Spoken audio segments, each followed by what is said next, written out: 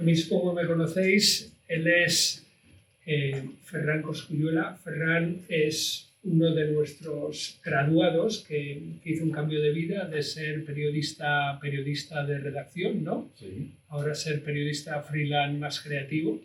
Y también ha hecho la formación con nosotros, así que no sé si te quieres presentar tú. Bueno, yo soy periodista, he trabajado muchos años en un periódico importante de Barcelona, y lo que contaba Andrés, ¿no? Cosas de la vida que igual también os ha pasado a vosotros. Hubo un cambio en mi vida y busqué alternativas, ¿no? Encontré Mindfulness, encontré a Andrés y aprendí cosas haciendo el MBSR y haciendo también la formación de instructor. Aprendí cosas que pensé, ostras, ¿por qué esto no me lo ha enseñado nadie antes? ¿No? Y ese comentario que os he hecho yo ahora, vi que lo hacía mucha gente que hacía esta formación. Y a partir de ahí, pues no soy instructor porque no es el camino que tampoco a mí me llama, pero sí me llama el camino de Mindfulness y sigo muy vinculado con proyectos con Andrés, con el cual colaboramos. Ferran es un ejemplo de bendito estrés. Porque tú viniste aquí por estrés. Sí, yo tenía muchísimo estrés y ese estrés me condujo a situaciones a nivel personal muy complicadas, ¿no? Entonces tuve que buscar una salida porque entré en un proceso, ya sonarán estas palabras y los que no suenen os lo explicaremos. Un proceso de rumiación muy fuerte, dormía fatal y vi que tenía que hacer un cambio. Y entonces el MBSR me ayudó muchísimo. Por eso para mí es una alegría y un orgullo estar aquí presentando este libro, porque creo que puede ser la puerta de entrada a mucha gente que necesite también una herramienta, además una herramienta que puede llevar uno consigo mismo, que yo estoy muy bien con Andrés, pero no lo necesito, yo ya tengo mis herramientas, no necesito a nadie ya que me diga, es mejor hacerlo si tienes una comunidad, siempre ayuda, un retiro de silencio, pero lo bueno del Mindfulness, del MBSR, para mí, es que te proporciona unas herramientas que las llevas contigo ya para siempre. Luego tú ya las trabajarás más o menos, pero son tuyas. Tú vas con esa maleta donde sea. No necesitas estar, digamos, con cuota a ningún sitio. Eres independiente. Y eso me pareció pues, que era genial y que podía ser de mucha ayuda para mucha gente. Cuando pensé en Ferran que viniera, pensé en que es periodista y que podríamos tener una conversación y que hace buenas preguntas. Pero ahora me he dado cuenta que es un ejemplo de bendito estrés, porque yo cuando le conocí trabajaba en una redacción y no sé cuántos años ha pasado de esos, 7 años. Sí, 7 años. 7 años. En 7 años ha cambiado bastante su vida, sí. Así que, vale, me alegro de haber tenido buena Pero claro, aquí hay mucha gente que conocéis antes, pero hay gente que está conectada que yo sé que no lo conoce o no lo conoce tanto como nosotros. Entonces, a mí me toca el papel también de presentarlo. Muchas de las preguntas que haré os parecerán que ya las conoceréis la respuesta, pero no todo el mundo que está conectado pues tiene, digamos, el nivel que tenéis la mayoría de los que estáis aquí, ¿no? Entonces, lo primero que tendría que hacer es presentar a Andrés. Andrés es biólogo de formación y también tuvo un cambio en su vida, pero voy a contar a él. Y bueno, aparte de biólogo de formación, es doctor en psicología, es fundador de este instituto donde estamos ahora, el Instituto de Mindfulness. Es presidente de la Asociación Profesional de Instructores de Mindfulness y es sobre todo, me dejaba, es uno de los, o es quizá el introductor del Mindfulness en España, tal y como lo conocemos ahora, con programas como el BSR. Hace 20 años que él introdujo esta intervención y no se hablaba entonces de Mindfulness, no se conocía, ahora sí, ahora todo es Mindfulness, pero entonces no se conocía. Y él llegó, él hizo un cambio en su vida. Yo no sé si incluso más drástico, yo creo que sí, más drástico que yo. Y entonces yo sigo en el sector, él no. Y entonces hizo un cambio muy drástico, fue a Estados Unidos, se formó con el padre de este programa de Mindfulness, regresó a España, lo introdujo aquí en España y una de las cosas primeras que hizo en ese camino, si no lo recuerdo mal, fue escribir un libro que se titulaba Con un rumbo propio y que recogía la esencia de los conocimientos que él traía de Estados Unidos. Ahora, 20 años después, él ha hecho una revisión vitaminada, reforzada, complementada, con todos los conocimientos que él ha adquirido, formando creo que a 10.000 personas que habéis formado sí, por ahí. en MBSR, y añadiendo nuevos contenidos. Pero yo antes de dar el libro, me gustaría que nos contaras un poco, yo contaba un poco cómo fue mi cambio, cómo fue el tuyo, porque no todo el mundo lo conoce. Vale, mi cambio, yo era director de una empresa como biólogo, había llegado como al culmen de mi carrera, era director de una empresa que criaba peces en el mar. Pero tuve un problema con mi jefe, que era el dueño, y unas discrepancias y me tocó irme. Y eso fue una gran crisis para mí, porque yo empecé a trabajar antes en cuanto acabé la carrera y había tenido pues como una trayectoria muy bonita. Pero de repente me veía sin trabajo y como el mundo de la acuicultura era muy pequeño y tenía hijos, tampoco me podía ir al extranjero porque tenía hijos en España, pues pensé tomarme un año sabático y ver qué otras cosas quería hacer. Y la meditación me había ayudado mucho, así que pensé que a lo mejor ya estaba bien todo lo que había hecho de crear empresa y que podía dedicar la otra parte de mi vida a hacer algo más de corazón, algo más que tuviera que ver con, no sé, con cuidar a las personas, y no sabía muy bien eso, cómo hacerlo, y pensé que me vendría inspiración de arriba. Entonces, se me ocurrió que podía hacer acompañamiento a enfermos terminales y estar en el entorno de la muerte, porque eso me conectaría más con la vida. Así que ahí empecé. Hice un retiro primero en la India, hice un trekking por los Himalayas y luego empecé un voluntariado en 2 asociaciones que hacían acompañamiento a enfermos terminales. Uno eran reclusos de la cárcel con SIDA que salían a morir a una casa de un cura. Y entonces yo estaba haciendo acompañamiento ahí a esos reclusos en una casa que había donado a alguien para que estas personas murieran en un entorno digno. Eran personas que tenían SIDA. Esto era en la época que el SIDA era fatal, ahora es como más crónico.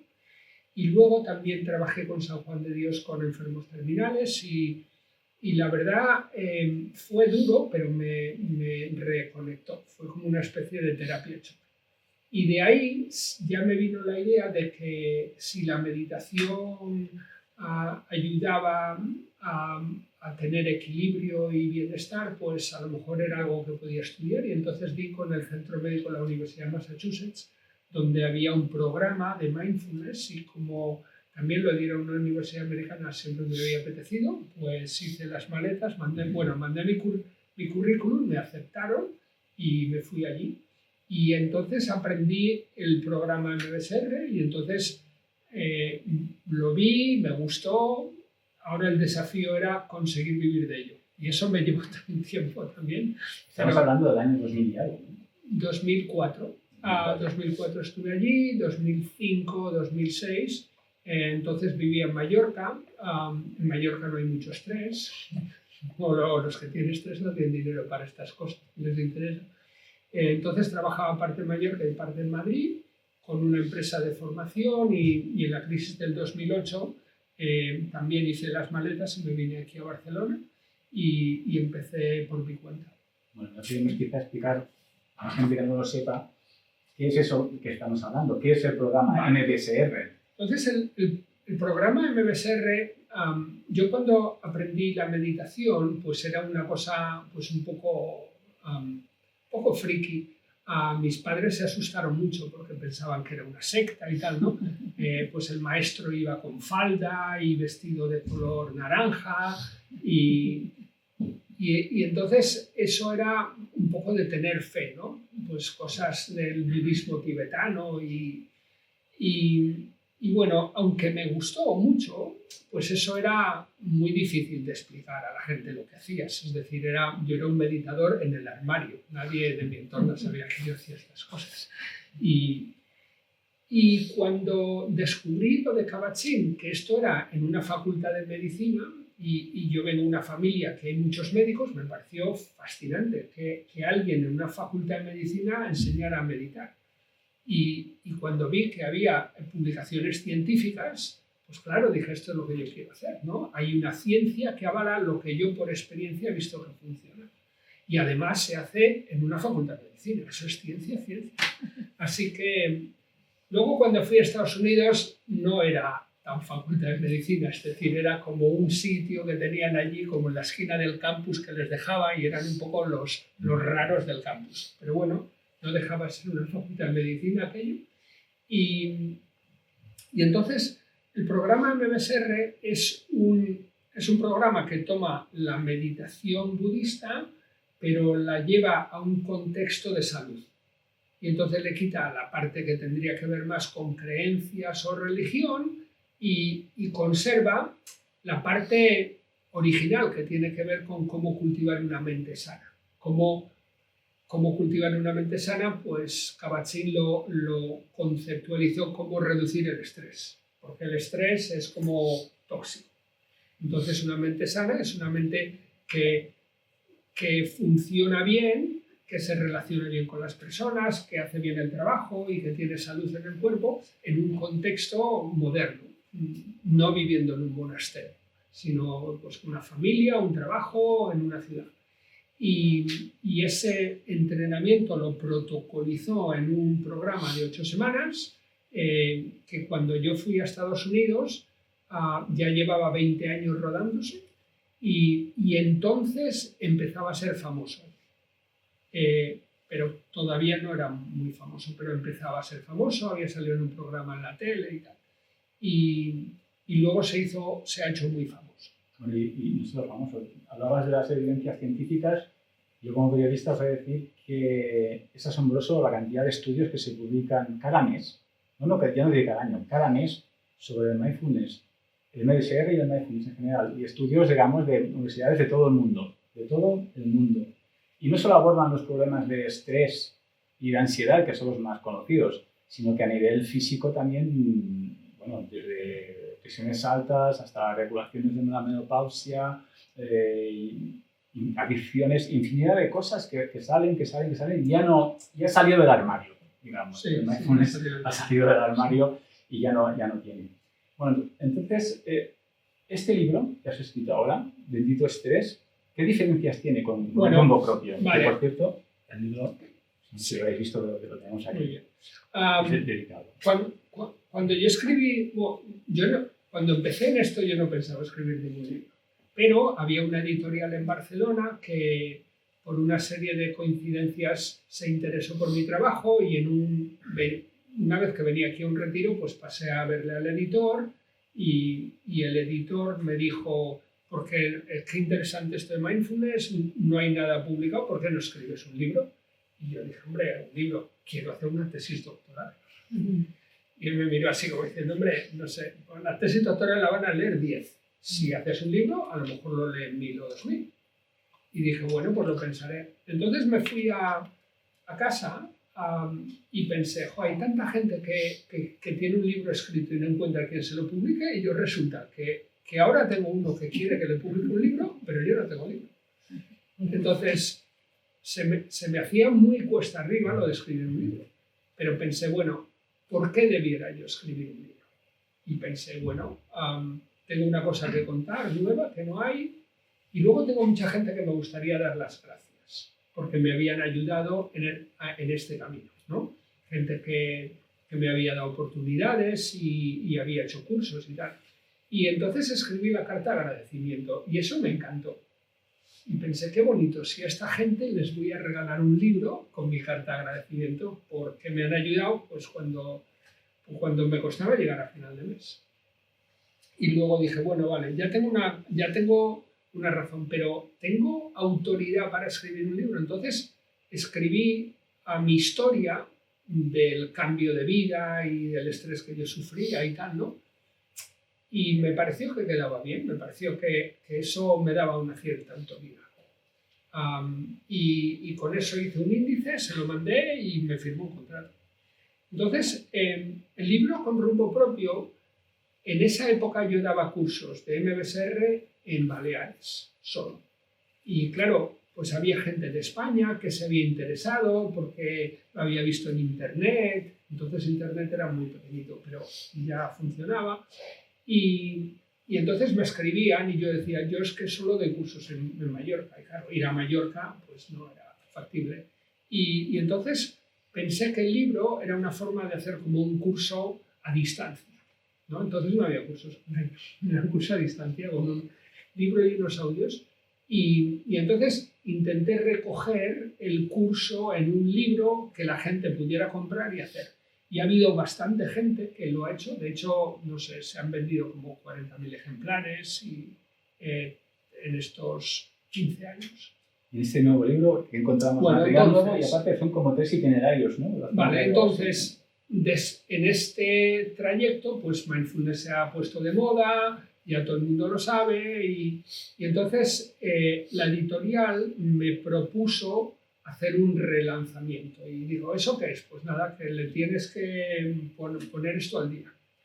Y entonces pensé que lo que había realmente aprendido en este tiempo era que el estrés no es tan malo, que el estrés es una oportunidad de cambio fenomenal para muchas personas y que esas personas, gracias a que pasan en una época un poco turbulenta de su vida, pues se acercan a un programa que les abre la mente, el corazón y la voluntad, ¿no? Por ejemplo, abrir la mente es, de repente, empiezas a entender cosas de otra forma, empiezas a tener una perspectiva diferente. Les abre el corazón de forma que son más compasivos, son más autocompasivos, tienen más paciencia, más capacidad de agradecer y de disfrutar. Y luego les abre la voluntad a hacer cambios en su vida, como lo que ha hecho Ferran o otras personas. Cambios más grandes o menos grandes. Y ese programa pues no va del estrés. El estrés es como un pretexto. Va de algo pues como mucho más grande. Y entonces, en los últimos años también he estudiado los avances de la neurociencia. Y cómo la neurociencia nos explica que hay circuitos neuronales plásticos que tienen que ver con tu bienestar. Y cómo esos circuitos, si los entrenas, hacen que tengas más fuentes de bienestar en qué persona eres. No en lo que te pasa, sino el bienestar tiene que ver con qué persona eres. Y eso es lo que aporta el programa MBSR. Es como cómo ser una persona distinta de forma que vivas con más comodidad en un mundo estresante, que es el mensaje del Buda, pero bueno, recontextualizado. En el libro hay 3 itinerarios. Bueno, se puede leer como digamos, o se puede tomar de forma, entonces, ¿no? lo que con rumbo propio, como la mitad del libro, trataba de cómo hacer las prácticas. Pero entonces no había podcast, ni podías descargarte MP3 por internet, ni nada. Entonces, esa mitad del libro ahora te la puedes descargar por internet y entonces en esa mitad del libro lo que he añadido es como otros posibles entrenamientos. Está el entrenamiento MBSR, que es un entrenamiento exigente, pero es el que tiene mejor evidencia científica. Luego hay otra versión del libro, que es pues, leer un libro que habla de la meditación y que te ofrece pues, unas ideas de desarrollo personal. Y luego hay un entrenamiento más sencillo de leer el libro con unos audios que están en formato podcast, con lo cual tienes una forma de practicar no tan exigente como el MBSR. Yo creo que no. A estas alturas no hace falta que os diga que Andrés es un gran comunicador, fantástico. Y esa faceta de gran comunicador yo también la he notado en el libro, porque lo lees y es como muy fácil. A mí me da la impresión de estar en una de tus reuniones y me lo estabas contando. Cuentas de forma amena, interesante y fácil lo que es difícil, porque todo es complejo. ¿A ti te ha costado esfuerzo o eso es...? A ver, a mí me apasiona esto. Yo sí empecé con esto fue porque el budismo me enamoró, ¿vale? Y de repente encontré, claro, lo de hacerme monje, afeitarme la cabeza, irme al Tíbet a un monasterio, no he tenido valor para hacerlo. La verdad es que ha habido ocasiones he tenido, pero nunca he tenido valor. En cambio, esta idea de hacer ciencia con esto siempre me ha resultado muy atractiva porque como biólogo también la ciencia me apasiona y me parece que la ciencia es una gran forma de crear confianza en algo. Porque muchos de los métodos funcionan, pero funcionan si metes suficientes horas para integrar lo que te dicen, ¿sí? Ahora, es difícil meter horas si no tienes confianza. ¿Y dónde está la fuente de confianza? Pues claro, la ciencia es una gran fuente de confianza. Entonces, esta posibilidad de hacer ciencia combinada con entrenamientos participativos en grupos y luego hacer algo en empresas, porque también me sigue gustando mucho el mundo de la empresa, bueno, pues ha hecho que mi trabajo fuera como bastante dinámico y enriquecedor. Así que lo que sé de ciencia pues me ayuda a vender en las empresas, lo que hacemos en las empresas hace que algunas personas hagan sus cursos más intensivos como el MBSR, pero eso luego van a las empresas y eso ha estado funcionando bastante bien pues estas 2 décadas. Supongo que todo ese trabajo acumulado te ha facilitado el poder explicar eso, las cosas sí, complicadas de forma fácil, ¿no? Sí, no es sencillo. Y luego también seguridad, ¿no? Por ejemplo, en el 2018, creo, nos invitaron a formar parte de un proyecto de investigación en el Hospital Clínic. Era un proyecto de investigación que querían hacer el equipo de ginecología con el equipo de nutrición del hospital y el equipo de psiquiatría. Y querían poner en marcha algún tipo de procedimiento no farmacológico para que las mujeres embarazadas con estrés pues no dieran a luz bebés pequeños y no tuvieran problemas de gestación, porque habían visto que había muchos problemas de gestación. Y entonces vieron que lo de mindfulness encajaba y en un principio lo iban a hacer los de psiquiatría, pero no sé muy bien si los de psiquiatría no lo sabían hacer bien o vieron que nosotros éramos mejores, entonces más o menos negociaron que el de psiquiatría siguiera estando allí como jefe, aunque no era verdad, y que nosotros hiciéramos el trabajo de picar piedra. Y el resultado, estuvimos 3 años colaborando con ellos, hicimos 22 cursos y en total por ese proyecto pasaron 1.200 mujeres. Y hemos aprendido cosas fascinantes. Es decir, no solo cambia el peso del bebé al nacer si la madre ha hecho mindfulness o no, sino que también hemos medido el desarrollo del bebé a los 2 años vista, a los 2 años de vida, y puedes ver una diferencia en la capacidad de socializar de los niños que la madre ha hecho mindfulness, de los niños que la madre estresada no ha hecho mindfulness. Y también puedes ver eso en la anatomía del cerebro. Y eso me parece fascinante. Es decir, que el que una mujer medite y genere pues como amor y paz y tranquilidad, ¿no? No solo cambia su estado en ese momento, sino que cambia su cerebro y el cerebro del bebé. Y el cerebro del bebé cambia en sintonía con los cambios en el cerebro de la madre. Como biólogo, esto tiene mucho sentido y es fascinante poder participar en eso. Este último de la madre, no puedo deciros dónde porque ahora lo estamos mandando a distintas revistas. Yo he visto el borrador, pero en La Vanguardia han salido los cambios en el cerebro del bebé y los cambios en el comportamiento de los niños, porque es un estudio que pagó la Caixa. Luego hablaremos un poco más de esta ramificación que ha tenido el MBSR con diferentes especializaciones, me parece muy interesante. Pero antes has hablado del estrés, y el estrés tiene 2 caras. Tiene la cara del cambio, que lo has mencionado, que es una oportunidad, pero el estrés, y en tu libro lo explicas muy bien, puede causar muchos daños, ¿no? Sí, el estrés puede causar muchos daños. El estrés tiene que ver con un mecanismo de supervivencia. Y como mecanismo de supervivencia está basado en la supervivencia a corto plazo. Y para que tú sobrevivas a corto plazo, pues lo que vas a hacer es dañando tus mecanismos a largo plazo, igual que en una empresa o en una economía familiar. Entonces, lo que ocurre con el estrés es que va generando un desgaste. Ese desgaste se manifiesta en problemas de salud variados.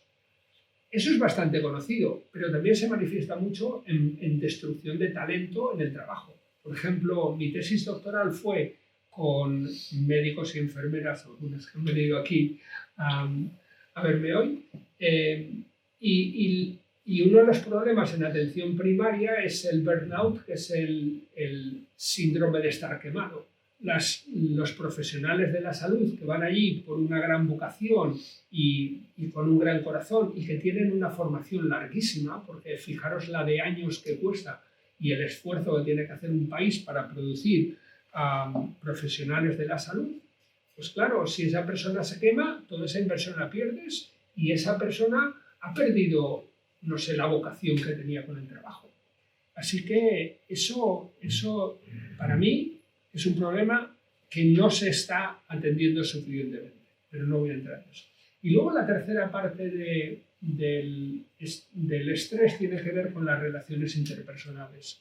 Es decir, cuando una persona tiene estrés, como se enfoca en el corto plazo, pues va perdiendo amigos, va dañando su relación de pareja, va perdiendo relación con sus hijos, y eso, claro, a la larga pasa factura. Entonces, la idea de bendito estrés es, a ver, cuando tengas estrés, no lo mires como algo que tienes que resistir y sobrevivir.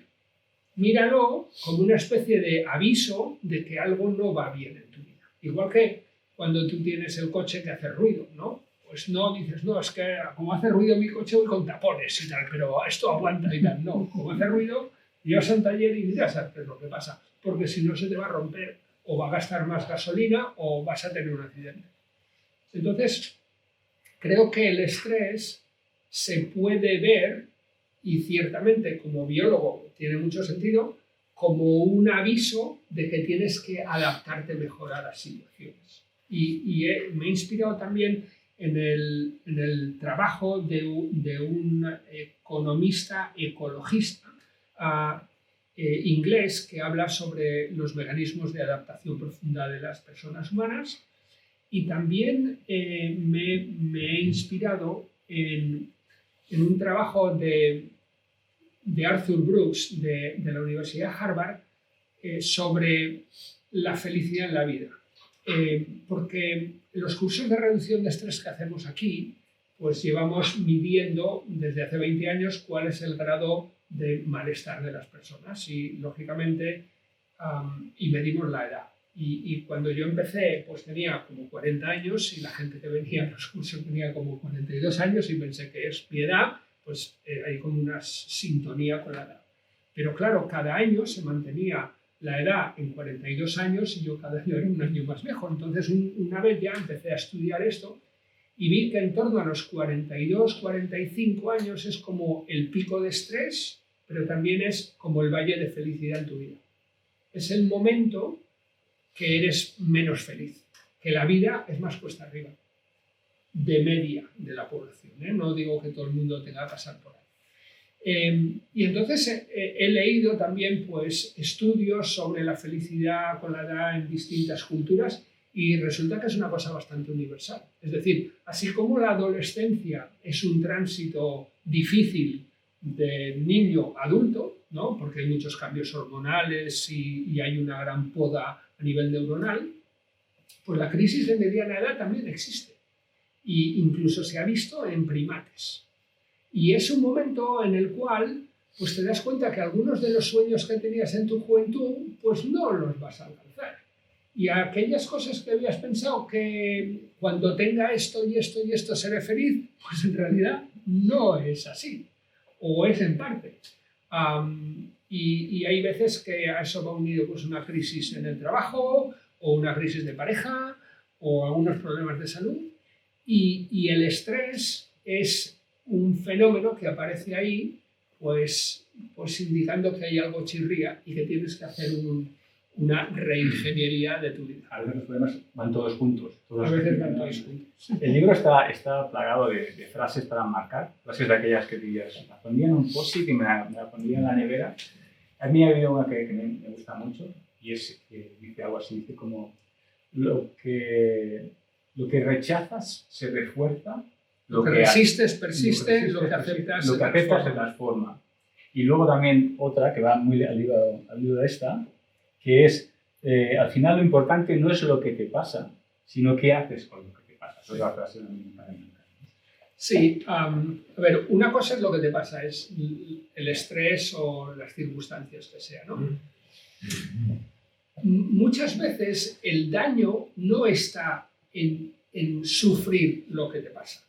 El daño está en el tipo de comportamientos que pone en marcha una persona para de alguna forma quitarse el malestar de lo que le pasa.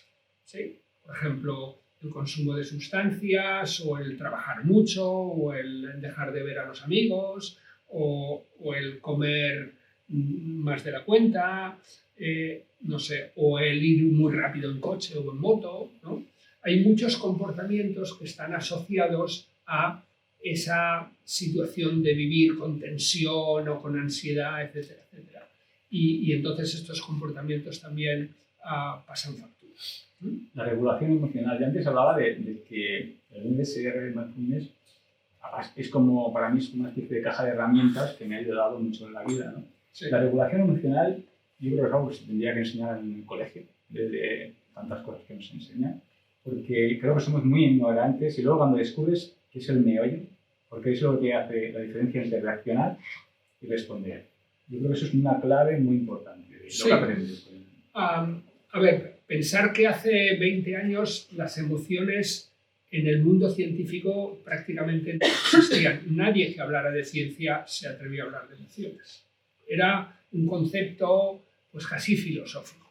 Hasta que los fMRs, es decir, esos aparatos que te miden la actividad neuronal en vivo, pues han podido demostrar que las emociones corresponden con una actividad neuronal, unas redes neuronales concretas que se activan de una forma determinada.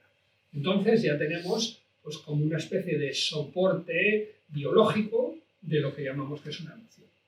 Y a partir de aquí ya se ha podido estudiar bastante. La regulación emocional se debería enseñar en los colegios y creo que en algunos ya se está enseñando y hay algunas iniciativas interesantes.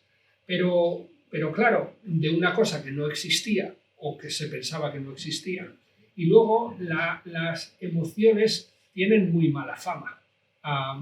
Por ejemplo, no sé, unas de las razones por las cuales no sé, las mujeres no podíais ser jueces hace 70 años, ¿no? En el franquismo, pues era porque se suponía que no eran ecuánimes, es decir, que se dejaban llevar por sus emociones. Mientras que se suponía que los hombres masculinos podían ser fríos y no dejarse llevar por las emociones. Ahora también sabemos que eso es falso y no hay decisión que no tenga una emoción, ¿vale? Pero toda nuestra cultura está basada en el elogio de la mente fría y el desprestigio de las emociones. Entonces es muy difícil que se empiece a enseñar algo que se supone que no hay, ¿no? O que es malo. O que es malo. Pero bueno, creo que en eso ya se está avanzando.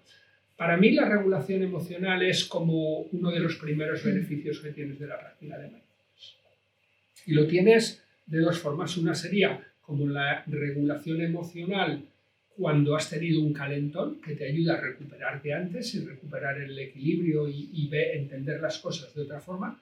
Y luego con eso ya viene una regulación emocional que se produce en vivo y en directo cuando está pasando algo, ¿no?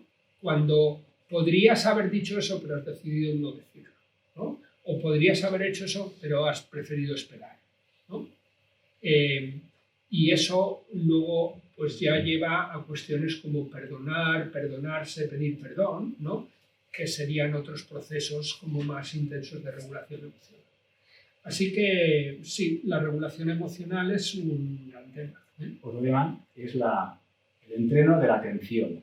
Pero en tu libro y siempre destacas que esto no es algo, digamos, sencillo, que requiere un peaje, requiere un entrenamiento, requiere un tiempo.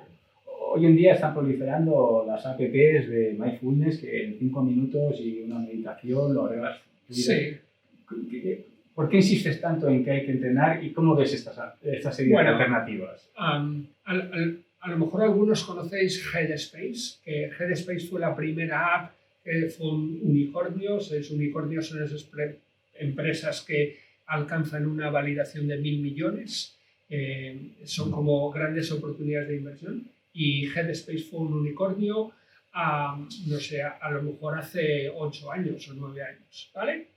Bueno, Headspace no ha producido ninguna evidencia científica de lo que ellos venden funciona. Ahora, tienen un marketing muy bueno, tienen un producto muy atractivo y, no sé, y llega a mucha gente. Es decir, se vende mucho. Porque dan a la gente lo que la gente quiere. ¿Sí? En este caso, claro, si una persona tiene estrés, yo ya les digo en el curso, ¿no? Digo, claro, los cursos de reducción de estrés se venden muy bien hasta cuando llega el momento que tienes que decir, ahora tienes que dedicar 45 minutos al día a meditar. Hombre, la gente dice, hombre, si yo tuviera 45 minutos a meditar, no tendría estrés. ¿Dónde voy a encontrar yo 45 minutos? Bueno, claro, pero si sigues haciendo lo mismo, no querrás tener resultados diferentes. Bueno, ya, claro, pero no se puede hacer menos tiempo. ¿Y si los 45 minutos hago 10, 10, 10 y 10? O 5, 5, 5, 5. Digo, no, no es lo mismo. La evidencia científica dice que 45 minutos seguidos. Hombre, seguro.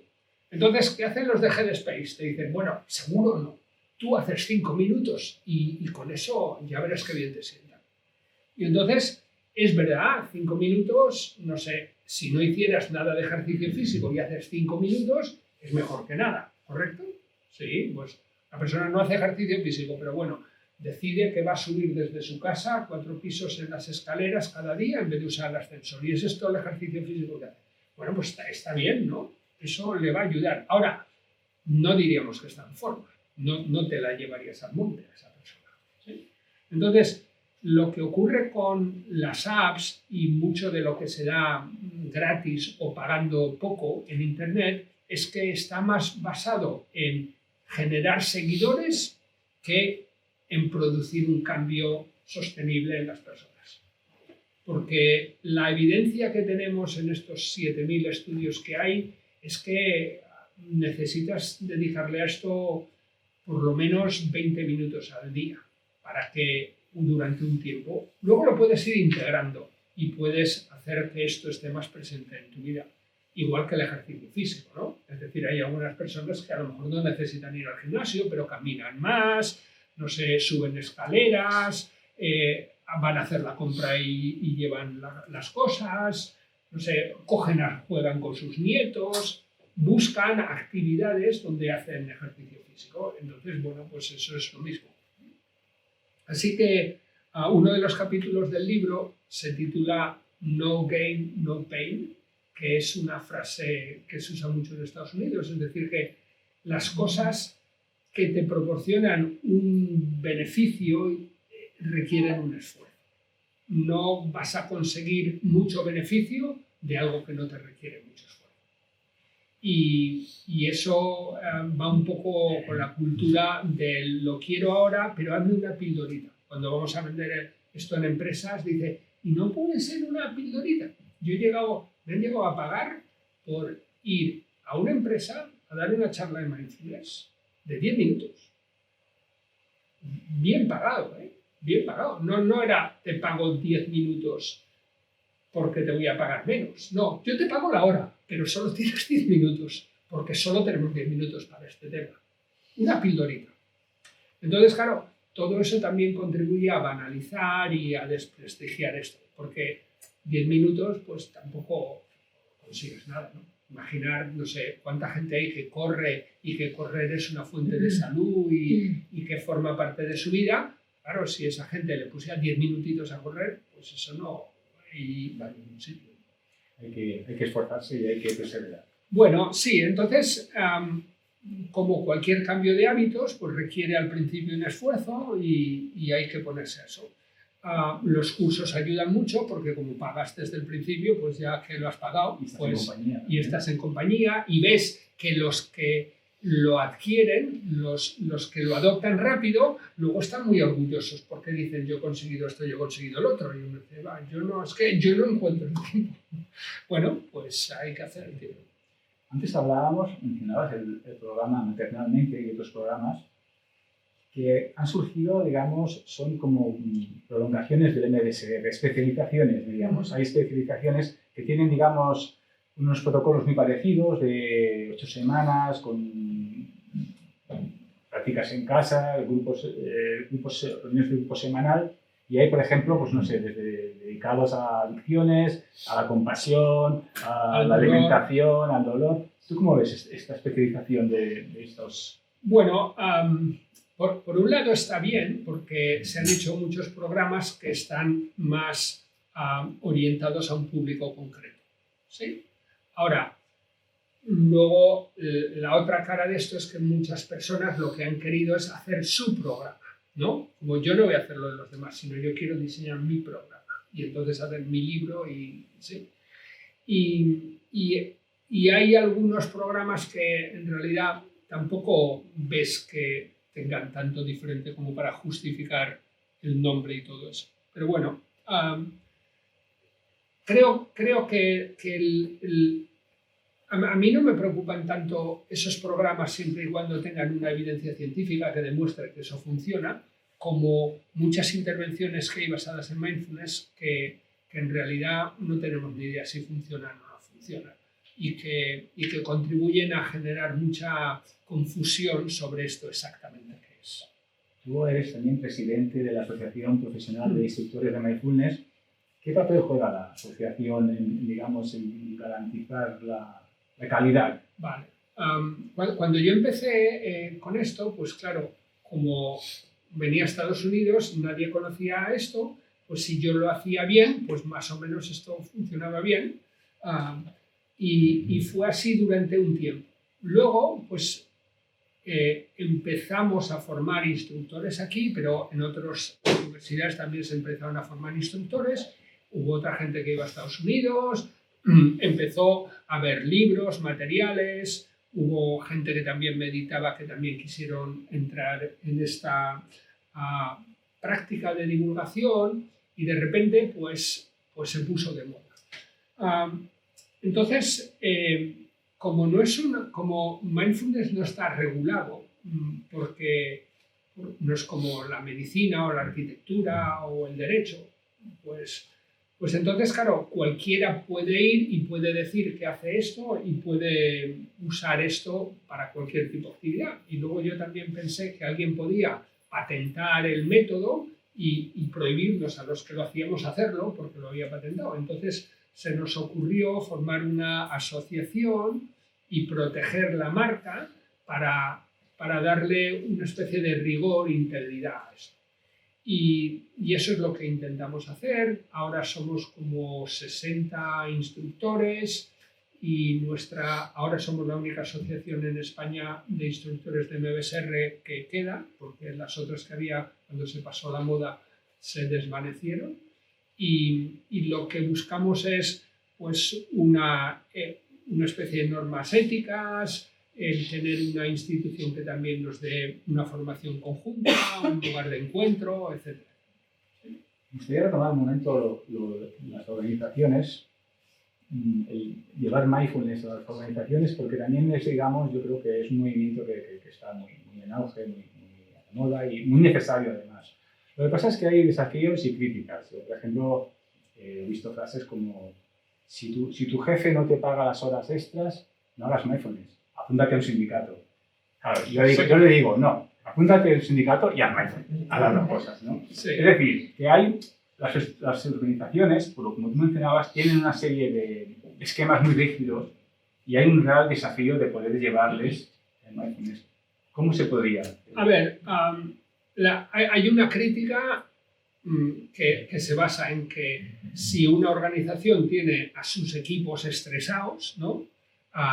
Pues llevan a un reductor, a un instructor que les baje el estrés y así pueden darles otra vuelta, ¿no?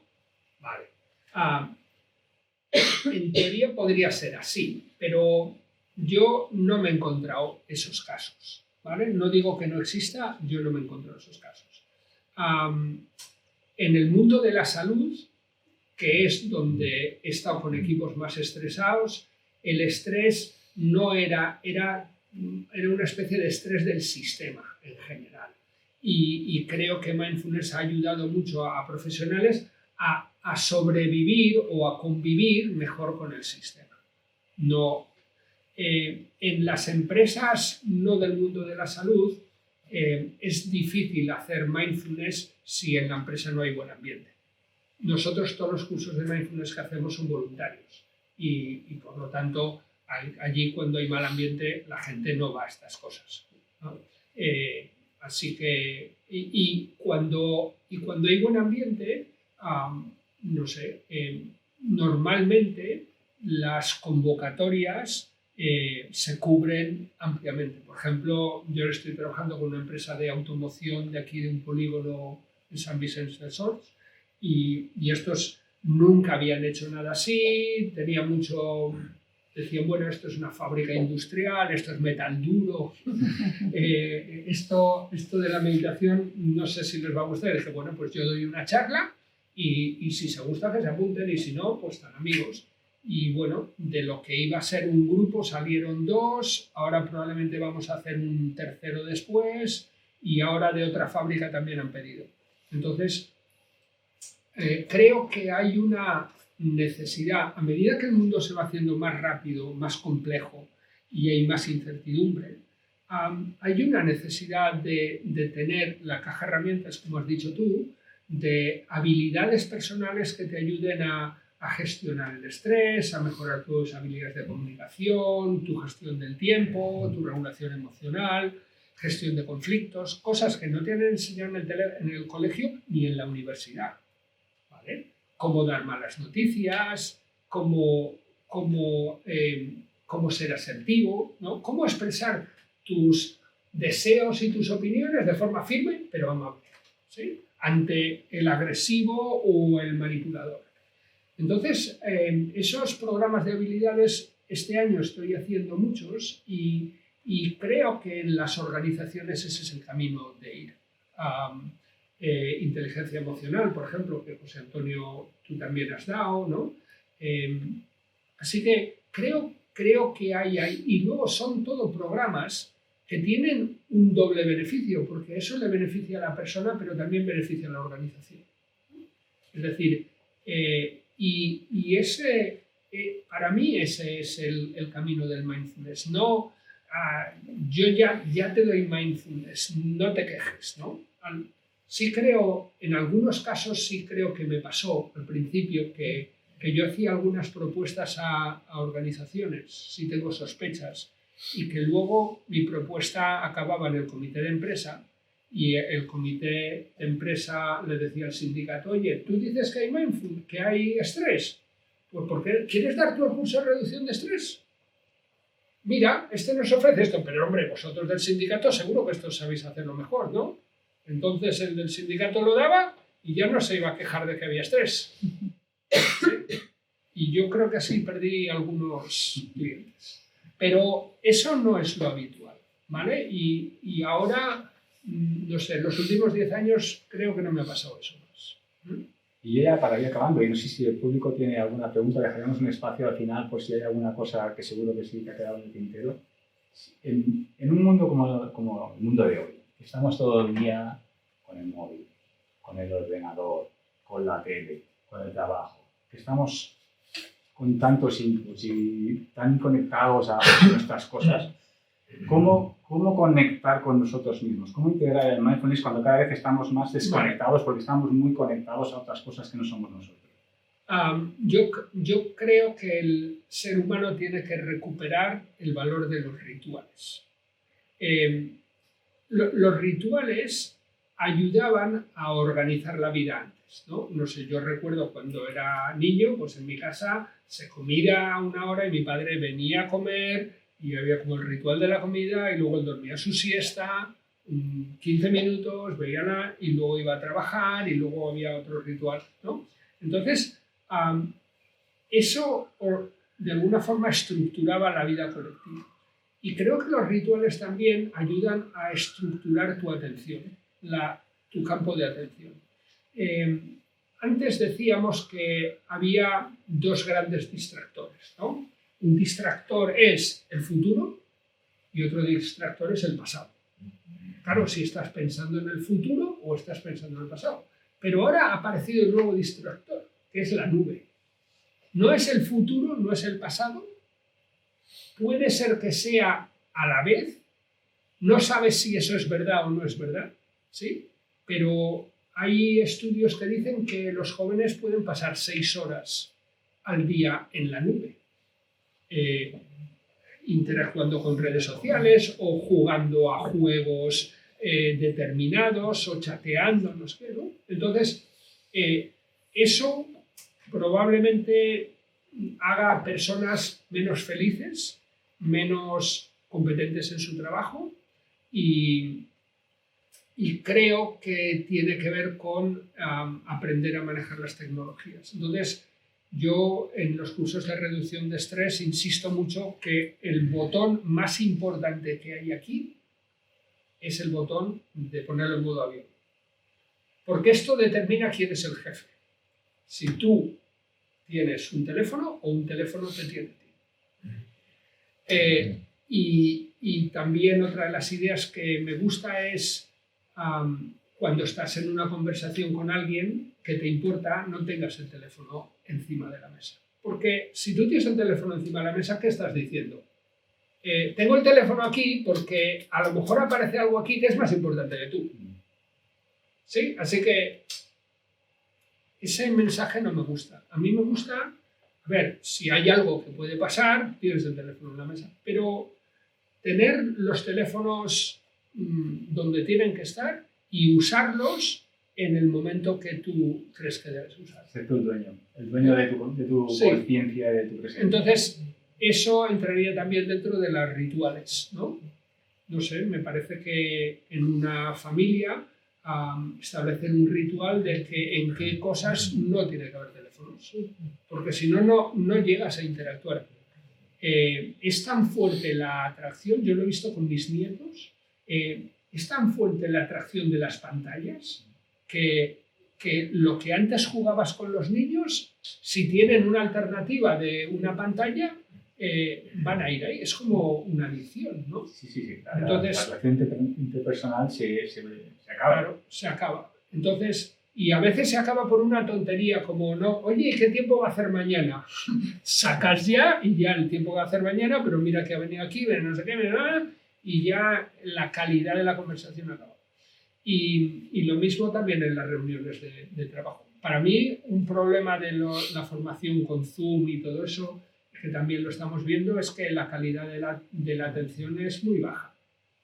Sí, es muy fácil, la gente está allí, tiene su carita, pero no tienes el mismo grado de interacción que cuando los tenías en una sala. Los 5 sentidos. Sí, en algunos casos funciona bien, ¿no? Por ejemplo, no sé, si yo voy a vender a un cliente, pues claro que estoy ahí pendiente del cliente y el cliente de mí, ¿no? Pero si es un equipo que tiene que tratar cosas que requieren un poco de creatividad y tal, y también tienes gente de otras áreas y tal, creo que se pierde. Y en formaciones hemos adaptado muy rápidamente todo digital y tal, que la pandemia pues era como obligatorio, pero creo que también estamos notando ahora que hay un precio que pagas por eso. Bueno, también depende de las personas, de la implicación. Yo tengo la experiencia de hice el curso en MSR online y luego hice la formación para practicum de instructor presencial. Sí. Evidentemente, donde esté presencial que se quite lo online. Sí. Pero no puedo decir que no me ayudara y que no me motivara. También me lo tomo muy en serio. Yo no sé si entre el público hay alguna cosa, alguna aclaración que quisiéramos hacer sobre Andrés, sobre lo que ha explicado, sobre su libro. Si tenéis alguna cosita que queráis comentar, aquí estamos.